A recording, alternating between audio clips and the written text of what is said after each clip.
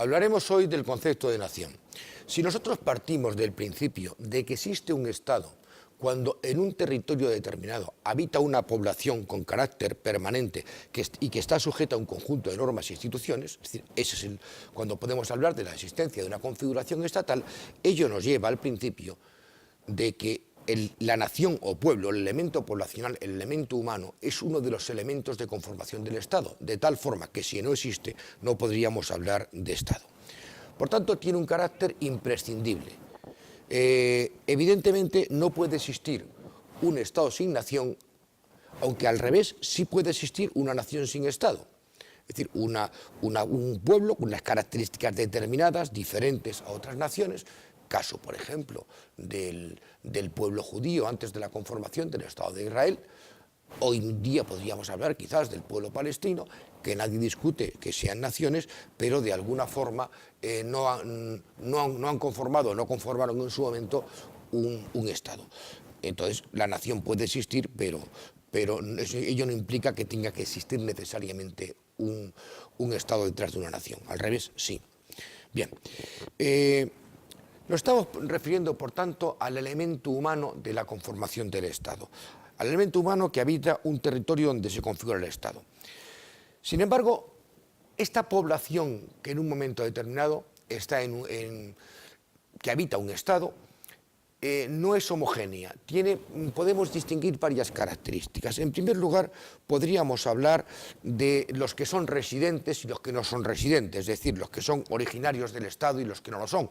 Puede haber personas que estén de paso, pueden haber personas por motivos de trabajo que no sean originarios, que no se sientan parte de ese Estado, por los motivos que sean seguramente, pero estas personas, podemos decir de ellas, esta población, que no pueblo, esta población que habita el Estado, por supuesto está sujeta a un conjunto de normas e instituciones que haya en el Estado, es decir, como no puede ser de otra forma. Pero, sin embargo, no gozan del estatus jurídico que gozan un sector más determinado de esa población, que es el pueblo o la nación del Estado. Por tanto, esta primera población, no originaria del Estado, que se encuentra allí, por motivos de viaje, de residencia temporal, estas personas, aunque están sujetas al conjunto de normas y obligaciones, sin embargo, no gozan de una serie de derechos del estatus jurídico. Por ejemplo, no pueden votar, salvo que ello se haga en virtud de la existencia de tratados internacionales que tenga suscrito el Estado con sus países de origen, ¿no? En ese caso, como pasa con la ciudadanía de la Unión Europea residente en España, y si no, no pueden hacerlo. Luego, otro sector de la población es más restrictivo, es el pueblo o la nación, que son los sujetos de obligaciones de derechos políticos. Es decir, son aquellas personas que sí pueden incidir en los asuntos del Estado, pueden incidir en cuanto a que son residentes permanentes y tienen un sentido de permanencia en ese Estado.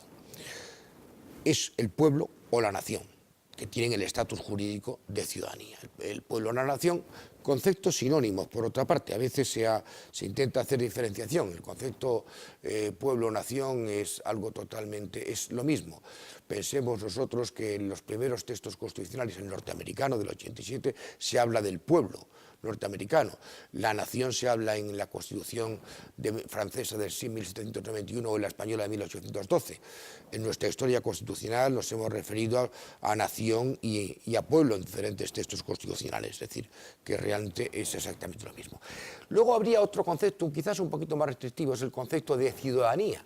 Ciudadanía sería, dentro de la nación o del pueblo, aquellos que gozan del estatus jurídico determinados, por ejemplo, de derechos de participación política. Hoy día no se podría establecer diferencia entre ciudadanía y nación, salvo en los derivados, por ejemplo, de aspectos como la edad para el derecho al voto. Otros requisitos no se podrían exigir. Bien, ¿cuándo nace la nación? El origen de la nación, realmente nosotros hemos oído hablar siempre. Se habla de algunos pueblos en la antigüedad, podemos hablar de los griegos, podemos hablar de los egipcios, etcétera, etcétera.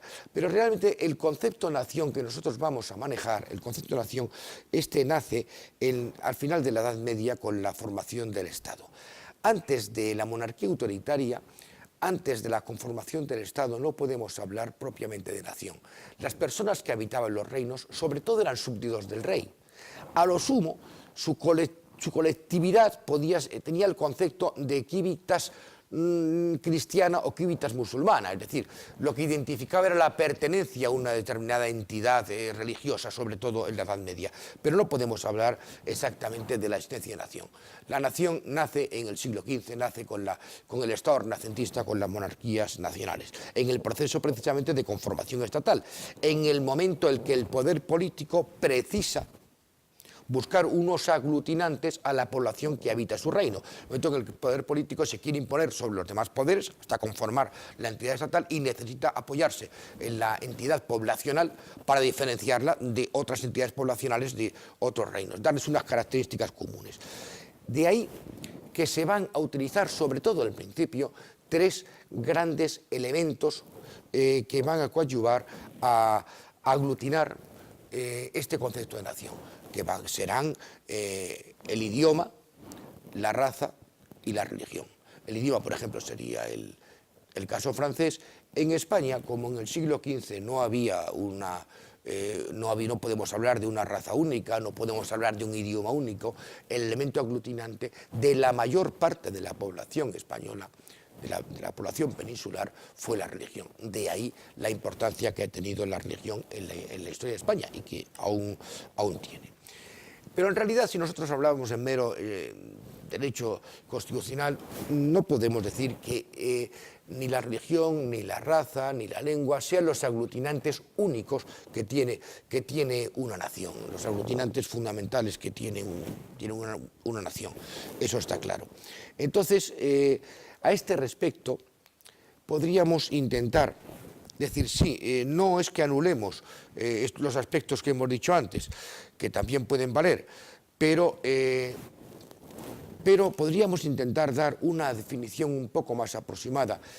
Por nación, decíamos que podemos entender una nación como una comunidad aglutinada por un pasado histórico común, mediante la síntesis de diversos elementos importantes, pero que no son exclusivos, como la raza, la religión, la lengua, las costumbres, las tradiciones, sobre todo las creencias compartidas, el sentimiento de que una comunidad, de que una nación, de que un pueblo es diferente a otras comunidades, a otras naciones de pueblos colindantes, algo que la identifica. Es un proceso general y es un sentimiento compartido el que se tiene. Otra cosa sí quería matizar, nación no es lo mismo que nacionalismo. Nacionalismo en realidad es muy posterior a la nación. En el siglo XV no hay nacionalismo, en el siglo XVI no hay nacionalismo. El nacionalismo surge en el siglo XIX. En concreto, la primera vez que podemos hablar del sentimiento nacionalista, porque antes era súbdito del rey, se combatía las órdenes del rey, y sobre todo había un cierto sentimiento de pertenencia, por supuesto, a Castilla, Aragón, lo que fuera, pero de una pertenencia no con carácter del radicalismo nacionalista que ha significado después. El nacionalismo nace con la Revolución Francesa, cuando Francia se encuentra cercada por las potencias absolutistas que van a invadir Francia, surge el sentimiento del nacionalismo francés y que va a derrotar a todas las potencias ocupantes, entre ellas, por supuesto, estaba España, y surge el nacionalismo. En idéntico sentido, el nacionalismo surge en España, no antes, no había, surge en España también a principios del siglo XIX, en la denominada Guerra de la Independencia. Precisamente cuando se produce la invasión francesa, el pueblo español se levanta contra la invasión francesa y surge el concepto de lo nacional. Se buscan los tópicos para el nacionalismo, que se vuelve a buscar otra vez la religión, fundamentalmente el odio al francés hereje, etcétera, etcétera. Es cuando surge. Luego la teoría del nacionalismo será mucho más elaborada en el siglo XIX, por ejemplo por Mancini en Italia, con la elaboración, bueno, con el intento ya de conformación con el pangermanismo también en Alemania, el intento de conformación de los nuevos estados independientes, sobre todo Italia y Alemania.